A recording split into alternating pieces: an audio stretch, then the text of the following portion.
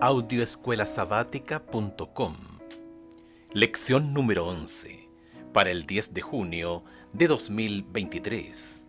El sello de Dios y la marca de la bestia. Primera parte. Sábado 3 de junio. Para memorizar. Entonces vi a otro ángel que subía del este con el sello del Dios vivo, y clamó a gran voz a los 4 ángeles, quienes habían recibido poder de dañar la tierra y el mar, y les dijo: no dañen la tierra, ni el mar, ni los árboles, hasta que sellemos en sus frentes a los siervos de nuestro Dios. Apocalipsis capítulo 7, versos 2 y 3. Al estudiar los acontecimientos del tiempo del fin relacionados con la marca de la bestia, un aspecto esencial que aflora es la diferencia entre el proceder de Dios y el del enemigo de las almas. Como hemos estado estudiando, las cuestiones centrales en el gran conflicto entre Cristo y Satanás son la lealtad, la autoridad y la adoración. Las profecías de la Biblia hablan de un poder que usurpa la autoridad de Dios, exige lealtad e introduce un sistema falso de adoración, y lo hace mediante el uso de la fuerza, la coacción y a veces mediante sobornos y recompensas, todo con el fin de imponer la adoración. En contraste, el amor es la gran fuerza motivadora del reino de Dios. En lugar de adorar a la bestia, el pueblo de Dios encuentra su mayor gozo y su mayor deleite en adorarlo a Él. Ellos están comprometidos con Él porque saben cuán comprometidos está Él con ellos.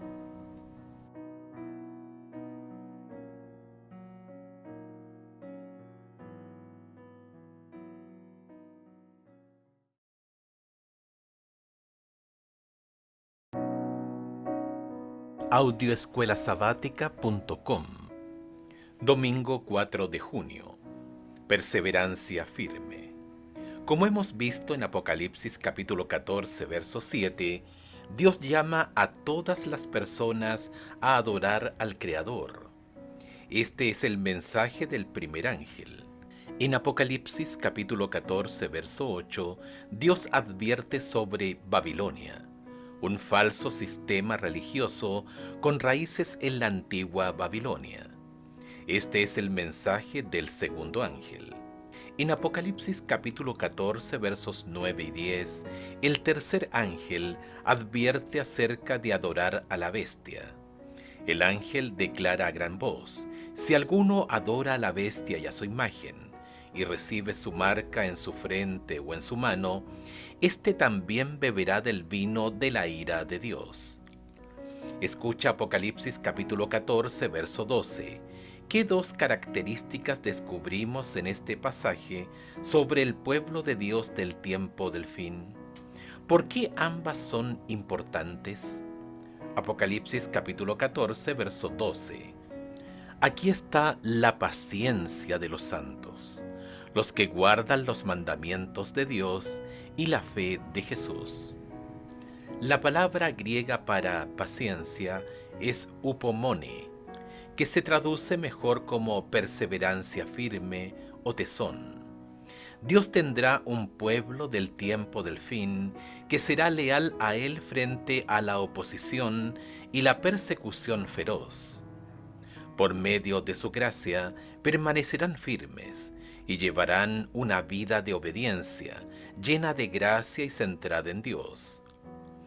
Adorar al Creador, Apocalipsis capítulo 14, verso 7, se contrapone abiertamente con adorar a la bestia, Apocalipsis capítulo 14, verso 9, y encuentra su expresión en un pueblo que guarda los mandamientos de Dios y tiene la fe de Jesús, Apocalipsis capítulo 14, verso 12. Este conflicto final sobre la lealtad a Cristo o la lealtad al poder de la bestia gira en torno a la adoración, y en el centro de este gran conflicto entre el bien y el mal estará el sábado. Escucha Romanos capítulo 8 versos 1 al 4. Efesios capítulo 2 versos 8 al 10 y Colosenses capítulo 1 verso 29. ¿Qué nos enseñan estos pasajes sobre el resultado de vivir por fe? Romanos capítulo 8 versículos 1 al 4. Ahora pues, ninguna condenación hay para los que están en Cristo Jesús, los que no andan conforme a la carne, sino conforme al Espíritu. Porque la ley del Espíritu de vida en Cristo Jesús me ha librado de la ley del pecado y de la muerte. Porque lo que era imposible para la ley, por cuanto era débil por la carne, Dios enviando a su Hijo en semejanza de carne de pecado, y a causa del pecado, condenó al pecado en la carne, para que la justicia de la ley se cumpliese en nosotros, que no andamos conforme a la carne, sino conforme al Espíritu. Efesios capítulo 2 versos 8 al 10. Porque por gracia sois salvos por medio de la fe, y esto no de vosotros, pues es don de Dios, no por obras, para que nadie se gloríe. Porque somos hechura suya, creados en Cristo Jesús para buenas obras, las cuales Dios preparó de antemano para que anduviésemos en ellas. Colosenses capítulo 1 verso 29. Para lo cual también trabajo, luchando según la potencia de Él, la cual actúa poderosamente en mí. Al vivir por fe, recibimos su gracia, y nuestra vida se transforma. Los seguidores del Salvador que estén comprometidos con Él, no solo tendrán fe en Jesús, sino además tendrán fe de Jesús. La cualidad de la fe de Jesús para el tiempo del fin será de ellos, y ellos permanecerán fieles incluso hasta la muerte, como lo hizo Jesús. ¿Cuán fiel eres en las pequeñas cosas? ¿Qué podría decirte esto en cuanto a tu preparación para cuando llegue el verdadero juicio? Escucha Lucas capítulo 16, versículo 10. El que es fiel en lo muy poco, también en lo más es fiel, y el que en lo muy poco es injusto, también en lo más es injusto.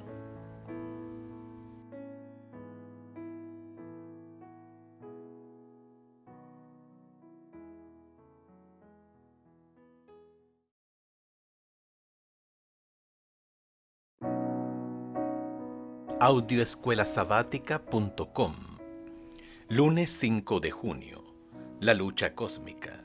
Escucha Mateo capítulo 27, versículos 45 al 50. ¿Qué nos enseña esto acerca de lo que Cristo experimentó en la cruz? ¿Qué quiso decir Jesús al preguntar a Dios por qué lo había desamparado y cómo nos ayuda esta escena a entender lo que significa tener la fe de Jesús? Mateo capítulo 27 versículos 45 al 50. Y desde la hora sexta hubo tinieblas sobre toda la tierra hasta la hora novena. Cerca de la hora novena, Jesús exclamó a gran voz diciendo: Elí, Elí, lama sabactani. Esto es: Dios mío, ¿por qué me has desamparado? Algunos de los que estaban allí decían al oírlo: a Elías llama éste. Y al instante, corriendo uno de ellos, tomó una esponja y la empapó en vinagre, y poniéndola en una caña, le dio a beber. Pero los otros decían: deja, veamos si viene Elías a librarle. Mas Jesús, habiendo otra vez clamado a gran voz, entregó el espíritu. Suspendido en la cruz, envuelto en tinieblas, con la culpa, la vergüenza y la condenación de los pecados del mundo a cuestas, y aislado del sentido del amor de su Padre, Jesús dependía de la relación que tuvo con el Padre durante toda su vida, es decir, mediante una vida de dependencia total del Padre. Incluso en los buenos tiempos, Jesús se había preparado para los peores tiempos hasta la cruz. El Salvador confiaba aún cuando a su alrededor las circunstancias clamaban para que Él dudara. Aun cuando parecía que Dios lo había abandonado, Jesús no se rindió. En medio de las terribles tinieblas, aparentemente abandonado de Dios, Cristo había apurado las últimas heces de la copa de la desgracia humana. En esas terribles horas había confiado en la evidencia que antes recibiera de que era aceptado por su Padre. Cristo fue vencedor por medio de la fe. Deseado de todas las gentes, página 704. La fe de Jesús es una fe profunda, tan confiada, tan comprometida, que todos los demonios del cosmos y todas las pruebas de la tierra no pueden sacudirla. Es una fe que confía cuando no puede ver, que cree cuando no puede entender, que se aferra cuando hay poco a que aferrarse. Esta fe de Jesús es en sí un don que recibimos por la fe y que nos conducirá en medio de la crisis que tenemos por delante.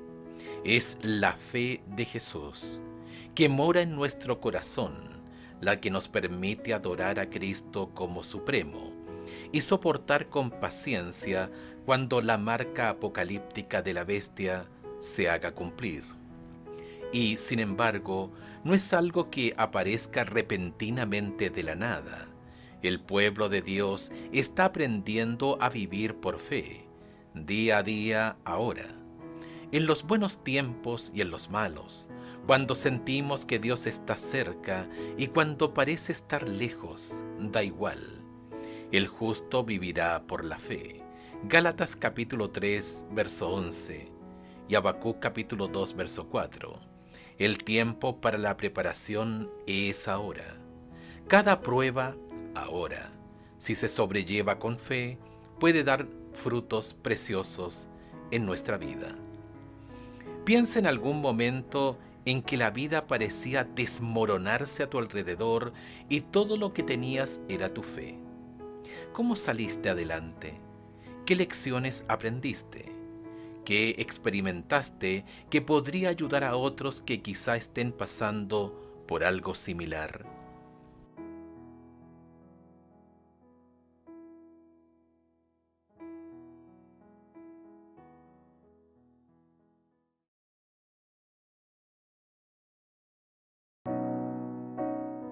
Audioescuelasabática.com. Martes 6 de junio. Cosechamos lo que sembramos. La profecía ligada a la marca de la bestia hace referencia a la intolerancia religiosa, a un boicot económico, a la persecución y finalmente a un decreto de muerte. Sorprendentemente, también es un mensaje de ánimo. Incluso en el peor momento, Dios sustentará a su pueblo, a los que guardan los mandamientos de Dios y la fe de Jesús. Apocalipsis capítulo 14, verso 12. Y entre esos mandamientos, por supuesto, está el cuarto, el sábado. La profecía de la marca de la bestia en Apocalipsis capítulo 13 nos habla de lo peor de la guerra de Satanás contra Dios, del punto culminante. Su primera estrategia en esta campaña es el engaño. Apocalipsis capítulo 13 habla de un tiempo en el futuro cuando el diablo obrará mediante un poder político religioso terrenal llamado la bestia y recurrirá al uso de la fuerza. La persecución religiosa, por supuesto, no es nueva. Ha existido desde que Caín mató a Abel por adorarle de la manera en que Dios le indicó. Génesis capítulo 4 versos 1 al 8. Jesús dijo que incluso los creyentes del siglo I sufrirían persecución y que así sería a lo largo de los siglos. Aún viene la hora, advirtió, cuando el que los mate pensará que rinde servicio a Dios. Juan capítulo 16 verso 2, Mateo capítulo 10 verso 22, Primera de Pedro capítulo 4 verso 12. La profecía de la marca de la bestia tiene que ver con el eslabón final en esta cadena impía. Al igual que las persecuciones del pasado, está diseñada para obligar a todos a ajustarse a determinado conjunto de creencias y a un sistema de culto autorizado. Escucha Apocalipsis capítulo 13 versos 15 al 17. ¿Qué enfrentará el pueblo de Dios en la crisis final? Apocalipsis capítulo 13 versos 15 al 17. Y se le permitió infundir aliento a la imagen de la bestia, para que la imagen hablase e hiciese matar a todo el que no la adorase, y hacía que a todos, pequeños y grandes, ricos y pobres, libres y esclavos, se les pusiese una marca en la mano derecha o en la frente, y que ninguno pudiese comprar ni vender, sino el que tuviese la marca o el nombre de la bestia, o el número de su nombre. La profecía dice que la persecución comenzará con sanciones económicas. Ninguno podrá comprar ni vender a menos que tenga la marca. Cuando esto suceda, la inmensa mayoría capitulará. Todo el que se niegue finalmente enfrentará un decreto de muerte. El diablo está preparando a los cristianos profesos mediante transigencias en su vida para recibir la marca de la bestia cuando la prueba final sobrevenga sobre nosotros en el futuro. El amor de Dios por cada uno de nosotros nos fortalecerá y nos preservará durante los tiempos difíciles que se avecinan. Escucha Gálatas capítulo 6 versos 7 al 9. Aunque esto no se escribió en el contexto de los eventos de los últimos días, ¿por qué este principio es tan relevante para las cuestiones sobre la marca de la bestia y cómo podemos permanecer fieles? Gálatas capítulo 6 versos 7 al 9. No os engañéis, Dios no puede ser burlado, pues todo lo que el hombre sembrare, eso también segará. Porque el que siembra para su carne, de la carne segará corrupción, mas el que siembra para el Espíritu, del Espíritu segará vida eterna. No nos cansemos pues de hacer bien, porque a su tiempo segaremos si no desmayamos.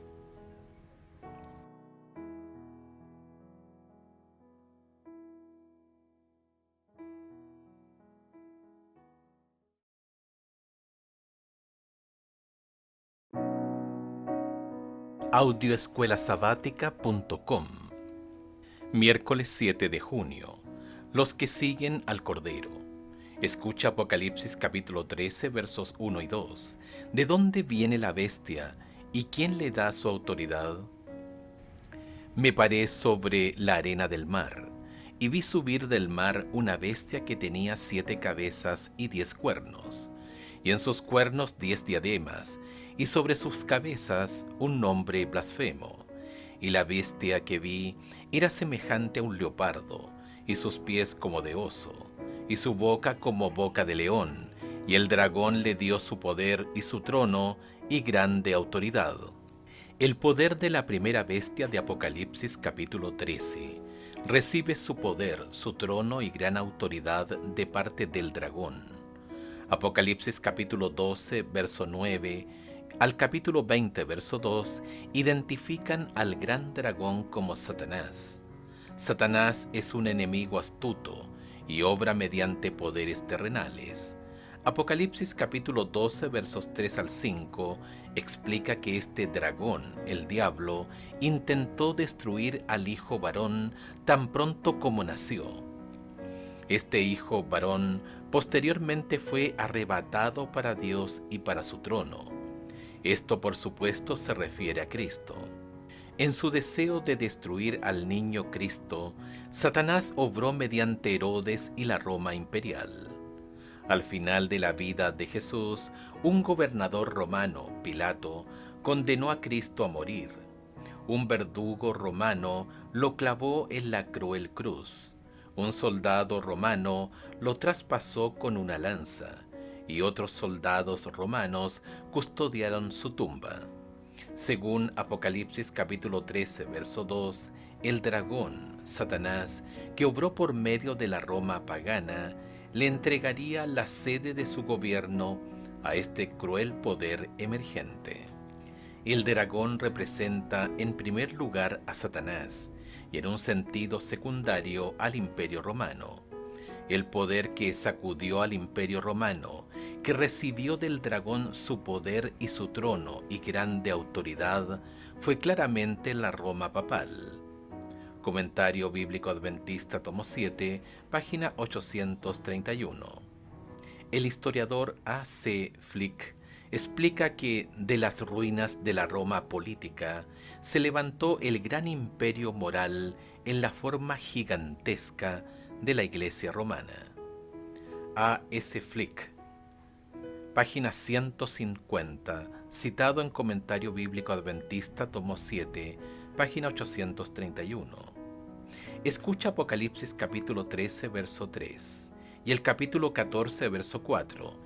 ¿Qué contraste ves en estos versículos? Apocalipsis capítulo 13, verso 3. Vi una de sus cabezas como herida de muerte, pero su herida mortal fue sanada, y se maravilló toda la tierra en pos de la bestia. Capítulo 14, verso 4. Estos son los que no se contaminaron con mujeres, pues son vírgenes. Estos son los que siguen al Cordero por donde quiera que va. Estos fueron redimidos de entre los hombres como primicias para Dios y para el Cordero. En contraste con toda la tierra que sigue a la bestia, Dios tendrá un pueblo, los que siguen al Cordero, como siempre será un bando o el otro, a favor de Jesús o en contra de Jesús.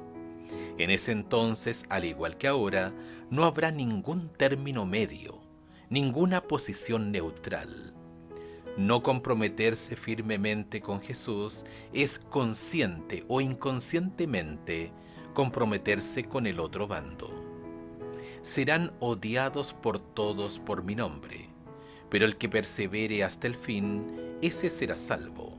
Mateo capítulo 10, verso 22.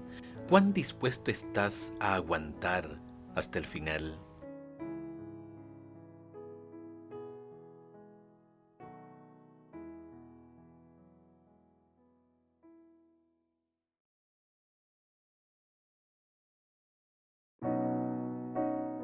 Audioescuelasabática.com. Jueves 8 de junio. Jesús, nuestro único mediador. Escucha Apocalipsis capítulo 13, versos 4 y 5. ¿Qué marcas identificativas del poder de la bestia encontramos en estos versículos? Apocalipsis capítulo 13, versos 4 y 5. Y adoraron al dragón que había dado autoridad a la bestia, y adoraron a la bestia diciendo: ¿quién como la bestia, y quién podrá luchar contra ella? También se le dio boca que hablaba grandes cosas y blasfemias, y se le dio autoridad para actuar 42 meses. La bestia del Apocalipsis es un gran poder religioso, apóstata, que surge de la Roma pagana y crece hasta convertirse en un sistema de adoración mundial. Según Apocalipsis capítulo 13, verso 5, es un poder blasfemo. En el Nuevo Testamento, la blasfemia se equipara con arrojarse los privilegios y las prerrogativas de Dios como un igual. Escucha Lucas capítulo 5 versos 18 al 26 y Juan capítulo 10 verso 33. ¿Qué dos aspectos de la blasfemia identifican estos versículos? Y sucedió que unos hombres que traían en un lecho a un hombre que estaba paralítico, procuraban llevarle adentro y ponerle delante de él. Pero no hallando cómo hacerlo a causa de la multitud, subiendo encima de la casa, y por el tejado le bajaron con el lecho, poniéndole en medio delante de Jesús. Al ver él la fe de ellos, le dijo: hombre, tus pecados te son perdonados. Entonces los escribas y los fariseos comenzaron a cavilar diciendo: ¿quién es este que habla blasfemias? ¿Quién puede perdonar pecados sino solo Dios? Jesús entonces, conociendo los pensamientos de ellos, respondiendo les dijo: ¿Qué caviláis en vuestros corazones? ¿Qué es más fácil decir: tus pecados te son perdonados, o decir: levántate y anda? Pues para que sepáis que el Hijo del Hombre tiene potestad en la tierra para perdonar pecados, dijo al paralítico: a ti te digo, levántate, toma tu lecho y vete a tu casa. Al instante, levantándose en presencia de ellos, y tomando el lecho en que estaba acostado, se fue a su casa glorificando a Dios. Y todos, sobrecogidos de asombro, glorificaban a Dios, y llenos de temor decían: hoy hemos visto maravillas. Juan capítulo 10, verso 33. Le respondieron los judíos diciendo: por buena obra no te apedreamos, sino por la blasfemia, porque tú, siendo hombre, te haces Dios. Los dirigentes acusaron de blasfemia a Jesús. En el caso de Jesús, las acusaciones eran injustas, porque Él tiene la esencia y todos los poderes y las prerrogativas de Dios, incluyendo el derecho a perdonar nuestros pecados. Y eso es porque Jesús es Dios. O como tan poderosamente lo expresó: tanto tiempo hace que estoy con ustedes y no me has conocido, Felipe. El que me ha visto a mí, ha visto al Padre. ¿Cómo dices: muéstranos al Padre? Juan capítulo 14, verso 9. Mientras tanto, Primera de Timoteo capítulo 2, verso 5 enseña que hay solamente un mediador entre Dios y el hombre, Jesucristo hombre. En contraste, la Iglesia romana enseña que el sacerdote es el mediador entre Dios y la humanidad pecaminosa.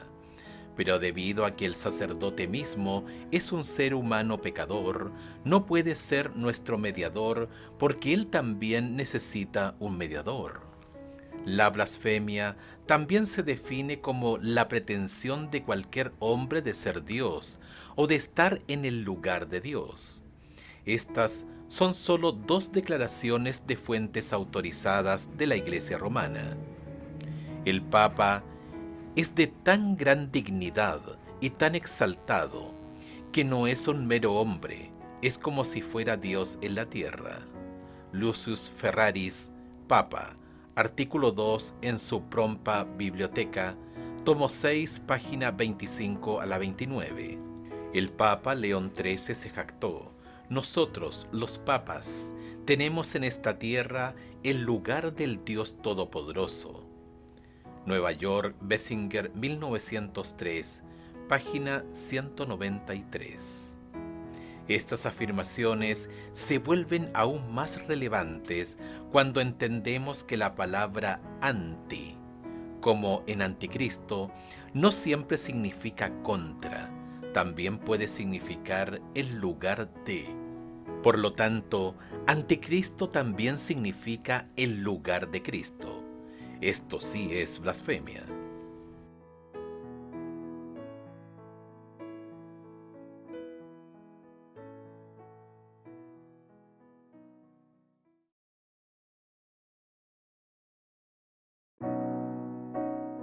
Audioescuelasabática.com. Viernes 9 de junio, para estudiar y meditar. Desde el origen de la gran controversia en el cielo, el propósito de Satanás ha sido destruir la ley de Dios. Para realizarlo, comenzó su rebelión contra el Creador, y aunque fue expulsado del cielo, continuó la misma guerra en la tierra. Engañar a los hombres y así inducirlos a transgredir la ley de Dios. Tal fue el objetivo que persiguió sin cejar. Sea esto conseguido haciendo a un lado toda la ley o descuidando uno de sus preceptos, el resultado será finalmente el mismo. En su afán por desacreditar los preceptos divinos, Satanás ha pervertido las doctrinas de la Biblia, y de esta manera se han incorporado errores en la fe de millares de personas que profesan creer en las Escrituras. El último gran conflicto entre la verdad y el error no es más que la última batalla de la controversia que se viene desarrollando desde hace tiempo con respecto a la ley de Dios. En esta batalla estamos entrando ahora. Es la que se libra entre las leyes de los hombres y los preceptos de Jehová, entre la religión de la Biblia y la religión de las fábulas y la tradición. Conflicto de los siglos, página 639. En el Apocalipsis, de principio a fin, la adoración y la creación están indisolublemente unidas. La esencia de la controversia entre el bien y el mal, y los problemas que rodean la marca de la bestia, giran en torno a si Dios es digno de adoración. Como hemos visto, el concepto de Cristo como Creador está en el corazón mismo de la adoración sabática. Jesús destaca constantemente la importancia del día el cual se autodenomina Señor. Mateo capítulo 12, verso 8, Marcos capítulo 2, verso 28, Lucas capítulo 6, verso 5. El sábado es un recordatorio eterno de nuestra identidad. Nos recuerda quiénes somos como seres humanos, da valor a cada ser humano. Constantemente refuerza la idea de que somos seres creados y que nuestro Creador es digno de nuestra lealtad y adoración. Esta es la razón por la que el diablo odia tanto el sábado, porque es el eslabón de oro que nos une con nuestro Creador, y porque desempeñará un papel crucial en la crisis final en el tiempo del fin. Preguntas para dialogar. ¿Cuáles son los principios básicos que están detrás de la pretensión de la autoridad de la bestia que sube del mar? ¿De qué manera podemos albergar esas mismas actitudes en nuestro corazón sin darnos cuenta? 2. ¿Cómo respondes a quienes argumentan que la idea de un Satanás literal es una superstición primitiva que la gente educada, o al menos los inteligentes, no pueden considerar seriamente? ¿Qué argumentos podrías utilizar en respuesta? Si te gustó el contenido de este video, dale me gusta y compártelo en todas tus redes sociales. Al hacerlo, estarás ayudando a que otras personas puedan aprender más de la Santa Palabra de Dios.